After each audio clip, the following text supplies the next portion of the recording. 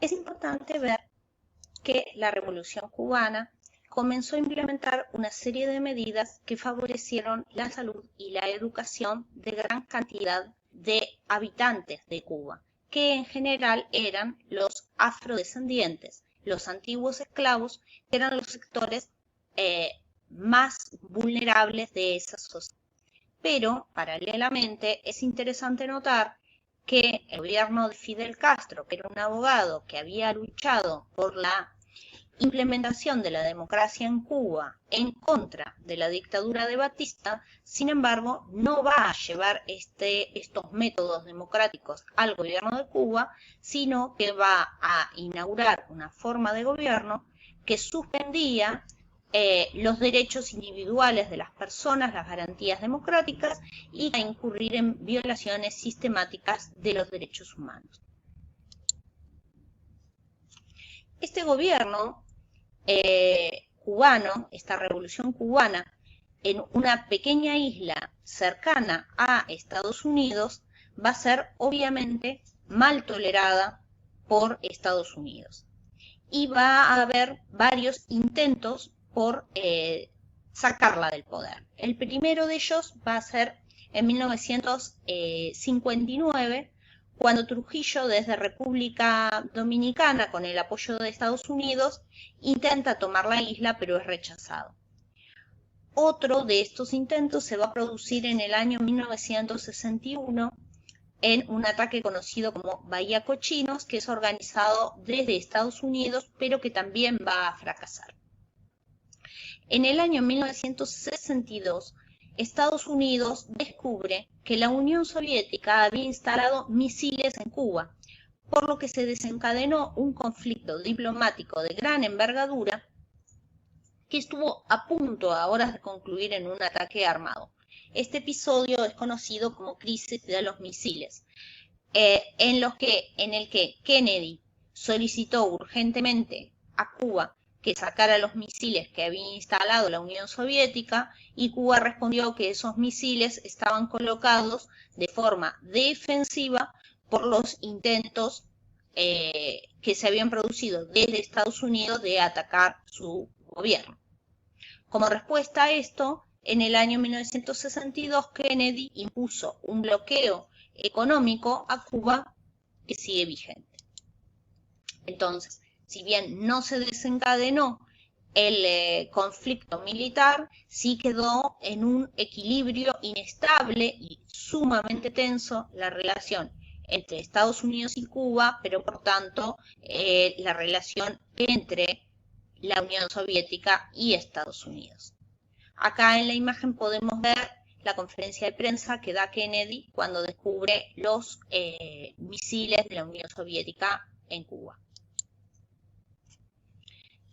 Obviamente, este descubrimiento de los misiles de la Unión Soviética en Cuba transformó a América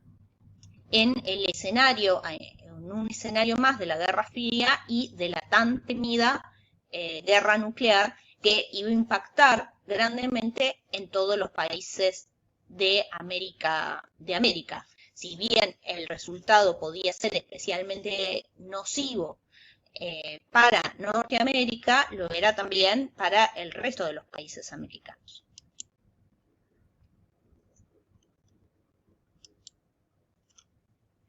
Entonces, esta revolución cubana vino a cambiar de gran manera el escenario político de toda América, porque se configuró como un horizonte deseable para muchos movimientos políticos latinoamericanos que vieron cómo desde una pequeña isla y con un grupo político minoritario, como era el movimiento de Fidel Castro, se podía llegar a tomar el poder.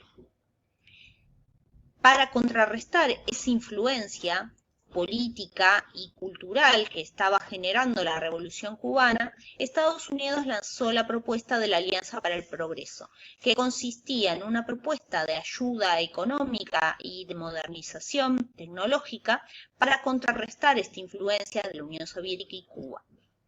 Pero esta propuesta de Kennedy cesó con su asesinato y los nuevos gobiernos americanos volvieron a la vieja política de la mano dura, que tenía que ver con apoyar intervenciones militares para combatir el comunismo, como ocurrió en Brasil en el 64, en Argentina en el 66, en Chile en el 73 y en Uruguay en el 73.